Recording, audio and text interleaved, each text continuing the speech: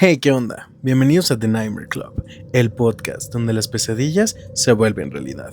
Mi nombre es Adal Gil y estoy aquí como en cada episodio para darles a conocer todo el universo del terror, la cinematografía, la literatura, casos paranormales de nuestros invitados y seguidores, así como temas de índole alienígena.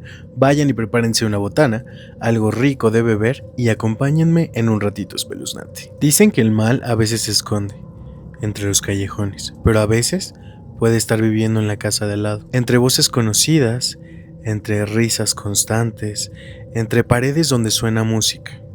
El día de hoy te contaré un relato 100% real, una historia tan atroz que incluso las personas que la han investigado la llaman una pesadilla despierto. Este es el caso del asesinato de Susan Kapler, una adolescente de Manchester, Inglaterra, que fue torturada durante 6 días por las personas que alguna vez llamó amigos. Susan tenía tan solo 16 años. Era amable, callada e ingenua. Había tenido una infancia bastante difícil, ya que la marcó mucho la separación de sus padres y la falta de cariño de ambos. En busca de ese afecto que le hacía falta, se acercó a una mujer llamada Jean Powell, que alguna vez habría sido su niñera. Jean vivía en un barrio obrero, donde la casa era un caos todos los días. Ahí Susan encontraría su principal compañía, pero también el principio de su perdición. En esa casa se reunían varias personas que vivían al margen.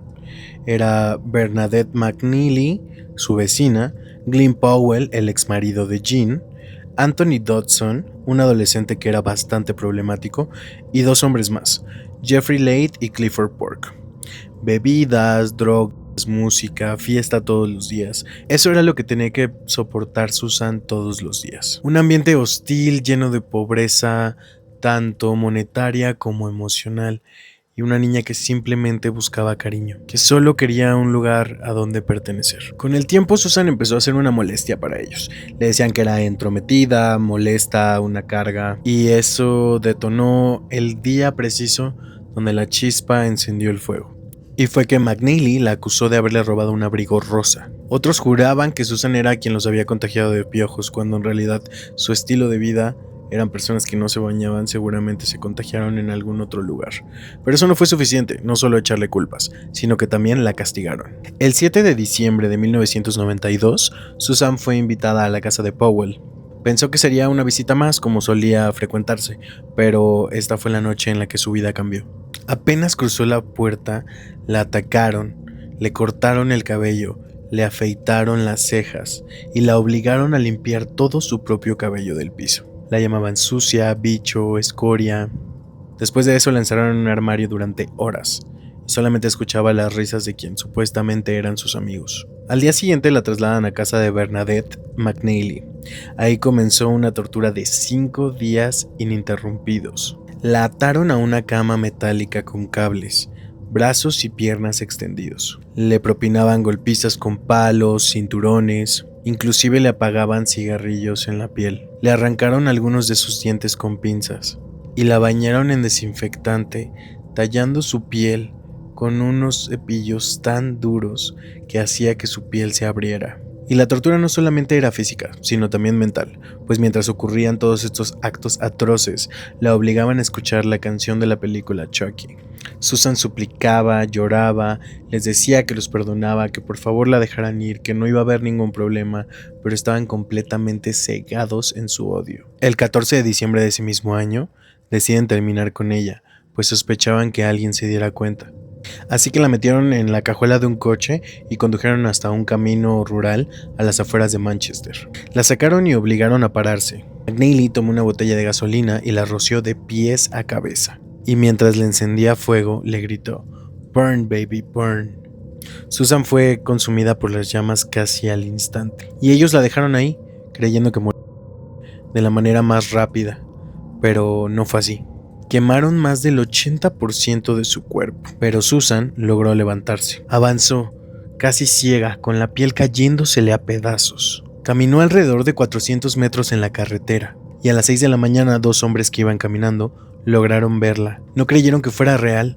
Era una figura espeluznante, envuelta en humo, con la piel de color negro como la noche, y brillante por el fuego que aún había dejado rastro en su piel. caminando y murmurando sobre la carretera. Ayúdenme, me llamo Susan Capper. En el hospital aún consciente, Susan logró decir los nombres de todos sus atacantes y los delató a uno por uno con voz débil pero bastante firme. El 18 de diciembre de 1992, lamentablemente Susan se va de este mundo por fallo de órganos múltiples. Gracias a su testimonio, la policía logró capturar a los 6 culpables.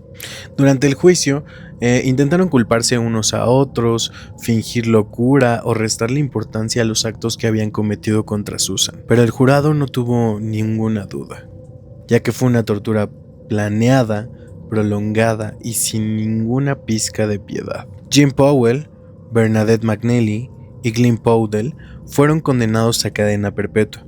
Anthony Dodson, menor de edad, ya que en ese entonces cumplía apenas 18 años, y Clifford Burke Jeffrey Lake por secuestro y complicidad. El juez describió el crimen como maldad fría, sin simpatía, sin alma y sin arrepentimiento. Varios de ellos incluso ya se encuentran libres. Caminan entre la gente como si nada hubiera pasado. Pero Susan sigue viva en la memoria de quienes la conocieron. Su historia y su nombre se convirtieron en símbolos del silencioso mal cotidiano, de cómo la crueldad no necesita monstruos debajo de la cama o en el armario, sino que pueden ser incluso las personas que más conoces y confías. Basta con personas comunes, personas que un día deciden apagar la empatía e incendiar el fuego. Este es el caso de Susan Capper. Me gustaría mucho saber ustedes qué otro caso les gustaría que investigue con un poquito más de profundidad. Déjenmelo en la cajita de comentarios.